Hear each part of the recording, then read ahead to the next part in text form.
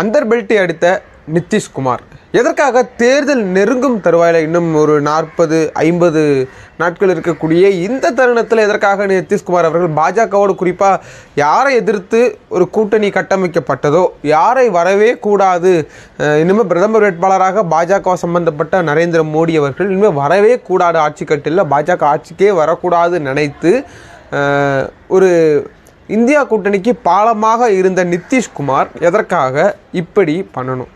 ஏன் தன்னுடைய ராஜினாமா, அதாவது முதலமைச்சர் பதவியை ராஜினாமா செய்ய வேண்டும்? மீண்டும் எதற்காக ராஜினாமா பதவியை ஆளுநரிடம் ஒப்படைத்துவிட்டு இன்றைக்கு மாலை நான் பேசிக்கொண்டிருக்கும் இந்த தருவாயில் எதற்காக உடனடியாக பதவியேற்பு விழா நடத்தணும்? இப்படி பல கோணங்களில் நமக்கு கேள்விகளும் பதில்களும் நமக்கு நிறைய வந்து கொண்டு இருக்கிறது. என்ன அப்படின்னா, பச்சோந்தியாக மாறுகிறாரா நிதிஷ்குமார்? ஒரு சந்தர்ப்பவாதியாக மாறியிருக்கிறாரா நிதிஷ்குமார்? இப்படி பலகட்ட ஒரு ஒரு ஒரு மனிதர் மேலே இப்படிப்பட்ட குற்றச்சாட்டுகள் வைப்பது ஏற்றுக்கொள்ள முடியுமா முடியாதா? இப்படி மக்கள் மத்தியில் ஒரு பெரிய ஒரு மோதல் இருக்குது. என்ன அப்படின்னா, இந்தியா கூட்டணி வலுவடைந்துருச்சா அப்படின்லாம் நிறைய பேச்சுக்கள் அடிபட்டுருக்கு. இதெல்லாம் பற்றி நம்ம இந்த வீடியோவில் பார்க்க போகிறோம். அதுக்கு முன்னாடி நீங்கள் இன்னும் நம்ம சேனலை சப்ஸ்கிரைப் பண்ணல அப்படின்னா சப்ஸ்கிரைப் பண்ணுங்கள், மறக்காமல் சப்ஸ்கிரைப் பண்ணுங்கள். அப்போ தான் தமிழ்நாடு அரசியல் மட்டும் இல்லாமல் இந்திய அரசியல், உலக அரசியல் வரைக்கும் என்னால் ஒரு சின்ன வீடியோவாக உங்ககிட்ட கொண்டு வந்து சேர்க்க முடியும் அப்படின்னு நம்புகிறேன். என்ன நடந்தது, யார் இது நிதிஷ்குமார், எதற்காக கட்சி விட்டு கட்சி தாவிக்கிட்டே இருக்கார் அப்படின்ற பற்றி இந்த வீடியோவில் நம்ம பார்க்கலாம்.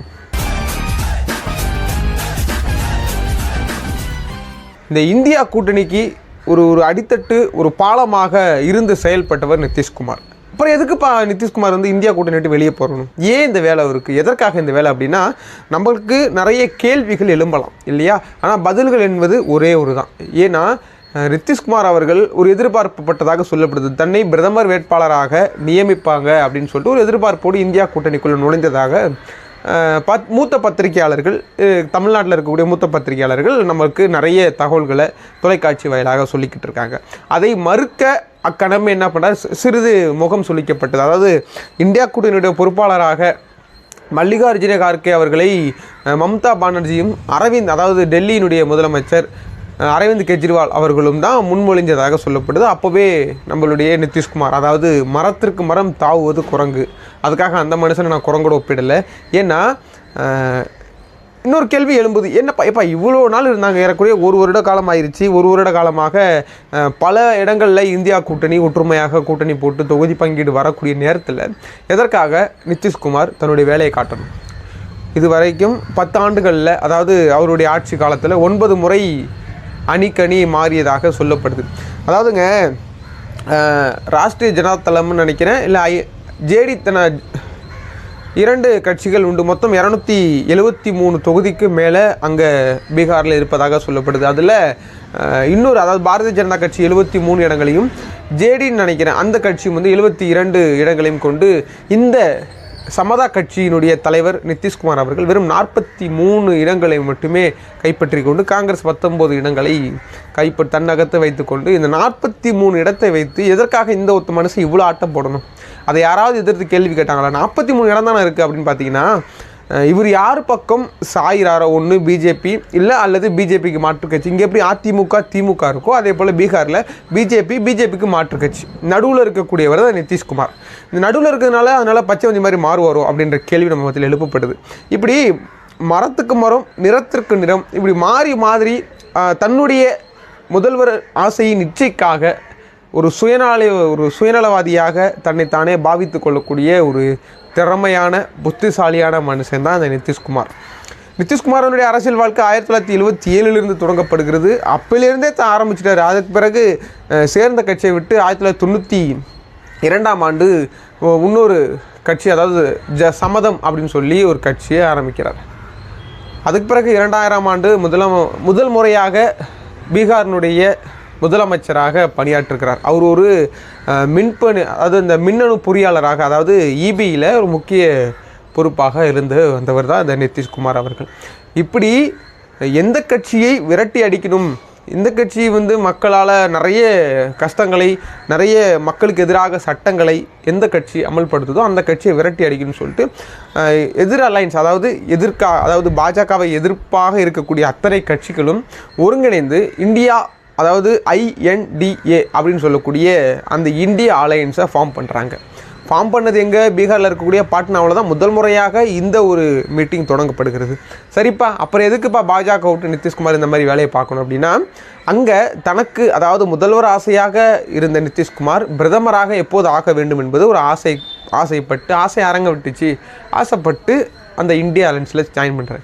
ஆனால் இந்தியா அலைன்ஸ் யாரை கை காமிக்குது? மல்லிகார்ஜுன கார்கேவே முதலமைச்சர் வேட்பாளராக இல்லை, அதுக்கு தலைமை பொறுப்பாக இருந்து மல்லிகார்ஜுன கார்கே அவர்கள், காங்கிரஸினுடைய தேசிய தலைவர் மல்லிகார்ஜுன கார்கே அவர்கள் அதுக்கு பணியாற்றுவதற்காக அங்கே அவருடைய, அதாவது பக்கத்து மாநில முதலமைச்சர்களே, மம்தா பானர்ஜி வந்து மேற்குவங்க முதலமைச்சராக இருக்கிறாங்க, அரவிந்த் கெஜ்ரிவால் அவர்கள் டெல்லியினுடைய முதலமைச்சராக இருக்கிறாங்க, இவங்க தான் முன்மொழிகிறாங்க. ஆனால் நிதிஷ்குமார் அவர்களே சொல்லலை அப்படின்னு சொல்லிட்டு முதல்ல பாரதிய ஜனதா கட்சியிலிருந்து அதாவது அந்த ஆட்சியை உலட்டி விட்டுட்டு மீண்டும் எதிரணியாக இருக்கக்கூடிய ஜேடி தளம் நினைக்கிறேன், அந்த தளத்தோட ஒப்பிட்டு செஞ்சு முதலமைச்சராக ஆக்கி கொண்டார். இன்றைக்கு அந்த ஜேடி தளத்திலிருந்து வெளியே வந்து பாஜகவோட கூட்டணி வச்சு ஆளுநர்கிட்ட நாங்கள் ஆட்சியை கலைக்கிறோன்னு சொல்லி ஒரு ராஜினாமா கடிதத்தை கொடுத்துட்டு மீண்டும் பாரதிய ஜனதா கட்சி தலைமையில் அங்கே ஒரு ஆட்சி அமைக்க போகிறார். பிஜேபியின் தலைமையில் இங்கே ஆட்சி நடக்கும் பட்சத்தில் நிதிஷ்குமார் அவர்கள் வெறும் பொம்மை முதலமைச்சராகத்தான் இருப்பார், அதிகாரம் முழுவதும் பாஜகவின் கைக்குள்ளே தான் இருக்குன்னு சொல்லிட்டு பாஜக சம்மந்தப்பட்ட ஒரு மூத்த நிர்வாகி ஒரு செய்திகளுக்கு பத்திரிக்கை கொடுக்குறார். ஒருவேளை இந்தியா கூட்டணிக்கு பின்னடைவாயிருச்சோ அப்படின்னு பார்த்தீங்கன்னா கிடையவே கிடையாதுங்க. ஏன்னா மூத்த பத்திரிகைகள் ரொம்ப தெளிவாக பதில் சொல்கிறாங்க. என்ன அப்படின்னா, இவர் இருந்தார் அப்படின்னா பீகாரில் கம்யூனிஸ்டாக இருக்கட்டும், இன்னும் காங்கிரஸாக இருக்கட்டும், இன்னும் ஏனைய கட்சிகள், அதாவது இந்தியா கூட்டணியில் இருக்கக்கூடிய கட்சிகளுக்கு சீட்டு பகிர்ந்து கொடுக்கணும்.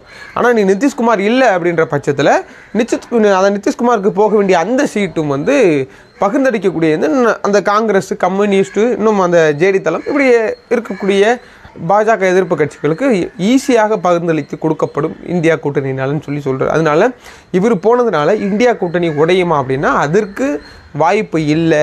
இந்தியா கூட்டணி வலுவாகத்தான் இருக்கிறது. ஒரு நபருக்காக 199 நபர்களையும், அதாவது உதாரணத்துக்கு சொல்கிறேன், இப்போ 200 நபர்கள் இருக்கிறாங்க, ஒருத்தர் போயிட்டனால பாக்கி 199 நபர்களால் எந்த ஒரு பலனுமே இல்லை அப்படின்னு நம்ம முடிவெடுத்துட முடியாது. ஏன்னா அந்த 199 நபர்களும் சக்தி வாய்ந்த தலைவர்களாக இன்றைக்கு பாவிக்கப்படுகிறார்கள்.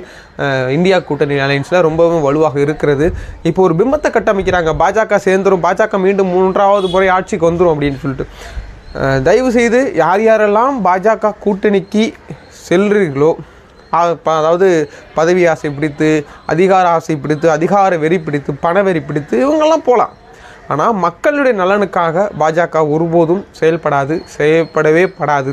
இதில் நம்ம தமிழ்நாட்டில் இருக்கக்கூடிய ஒரு முக்கிய தலைவர் அண்ணன் தொல் திருமாவளவன், விடுதலை சிறுத்தைகள் கட்சியினுடைய நிறுவனர் தலைவர், இவர் ரொம்ப அதிகமான இடத்துல அதிகமாக சொல்லக்கூடிய ஒரு வார்த்தை, பாஜகவிலிருந்து யார் வெளியே வந்தாலும் சரி, ஒருபோதும் என்னுடைய இரத்த சொந்தமாக இருந்தாலும் கூட ஒருபோதும் விடுதலை சிறுத்தைகள் கட்சியில் இடம் இல்லை அப்படின்னு சொல்லி. ஏன்னா அங்கே இருக்கக்கூடிய புத்தி தான் இங்கே வந்தும் கூட ஆட்டை கலைக்கிறதுக்கு ட்ரை பண்ணுவாங்க. அதே போல் தான் நிதிஷ்குமாரோடைய மூலையும் கூட. இன்றைக்கி நிதிஷ்குமார் அவர்கள் ஒரு சிறந்த நிர்வாகியாக போற்றப்பட்ட இந்த தருணத்தில் ஒரு சந்தர்ப்பவாதியாக நிதிஷ்குமார் மாறிய காரணம் பதவி ஆசை, முதலமைச்சர் ஆக வேண்டும் என்ற வெறி.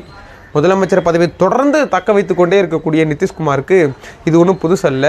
மீண்டும் வந்து இந்தியா கூட்டணியை வந்து ஏதாவது ஒரு குழப்படி பண்ணி மீண்டும் இந்தியா கூட்டணிக்கு வருவாங்க. ஆனால் இந்தியா கூட்டணி நிதிஷ்குமார் வந்தார்னா அப்போ தான் இந்தியா கூட்டணியுடைய தலைவர்கள், குறிப்பாக பொறுப்பாளராக இருக்கக்கூடிய மல்லிகார்ஜுன கார்கே அவர்கள் ரொம்ப தெளிவாக ஒரு ஐடியாலஜியாக இந்த ஒரு கூற்றை பின்பற்றணும். ஏன்னா பாஜகவிலிருந்து வந்திருக்கிறாரா, திருப்பி இந்தியா கூட்டணி கலைச்சவர், அதாவது ஒரு கலைன்னு ஆசைப்படுறவர் இந்தியா கூட்டணி போயிருக்கார். என்டிஏ கூட்டணிக்கு போன அவர் மீண்டும் அங்கே அவருக்கு கொடுக்கப்படலை. அங்கேயும் எப்படி பிரதமராக முடியாது. ஏன்னா மோடிக்கு பிறகு பல தலைவர்கள் இருக்கிறாங்க. மோடி தான் இன்றைக்கி ஒரு இந்தியாவினுடைய முகமாக சித்தரிக்கப்படுது சமூக ஊடகங்களால். மக்கள் நம்ம தான் ரொம்ப யோசித்து தெளிவாக அந்த ஓட்டை நம்ம செலுத்தணும்னு சொல்லி அன்பாக கேட்டுக்கிறேன். அதே போல் தமிழ்நாட்டிலையும் இங்கே இருக்கக்கூடிய அலையன்ஸ் ரொம்ப ஸ்ட்ராங்காக இருக்குது. நம்மளுடைய ஒரே எதிரி பாஜக தான். ஏன்னா பாஜக வந்து ஒரு மதத்தை மட்டுமே வைத்து அரசியல் செய்யக்கூடிய ஒரு கட்சி.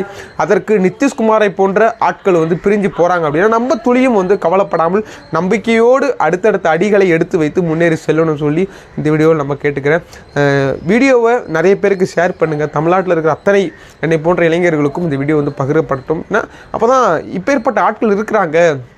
பாஜக வந்து ஒரு நோக்கம் என்னென்னா, ராகுல் காந்தி இப்போ நீதி யாத்திரைன்னு ஒன்று போகிறார். அந்த நீதி யாத்திரை திசை திருப்பதற்காக பாஜக என்ன வேணால் செய்யும். ஏன்னா அந்த கன்னியாகுமரியிலேருந்து காஷ்மீர் முதல் சொல்லக்கூடிய அந்த ஒரு யாத்திரையே ரொம்ப பெரிய அளவில் காங்கிரஸுக்கு கை கொடுத்துருக்கிறது. அதுக்கு உதாரணம் கர்நாடகாவினுடைய அந்த தேர்தல் வெற்றி. அதைத் தொடர்ந்து இன்றைக்கி வந்து அசாமிலிருந்து, அதாவது அந்த சைட்லேருந்து தொடங்கப்பட்டிருக்க அந்த நீதி யாத்திரையை இன்றைக்கி வந்து அந்த பீகார் முதலமைச்சருக்கு வந்து திசை திருப்புறாங்க. பீகார் முதலமைச்சரை விலைக்கு வாங்கியிருக்கிறாங்க. என்னென்னமோ சொல்லப்படுது. விரைவாக என்ன நடக்குது அப்படின்றத பொறுத்து வந்து பார்ப்போம். நிதிஷ்குமார் அவர்கள் மீண்டும் இந்தியா கூட்டணிக்கு வந்தால் உங்களுடைய அந்த பார்வை எப்படி இருக்கும் அப்படின்னு கீழே கமெண்ட்ல சொல்லுங்கள். நாளைக்கு இன்னொரு வீடியோவில் உங்களை சந்திக்கிறேன். அது வரையும் உங்களிடமிருந்து விடைபெறுவது உங்கள் ஜோஷ்வா. நன்றி, வணக்கம்.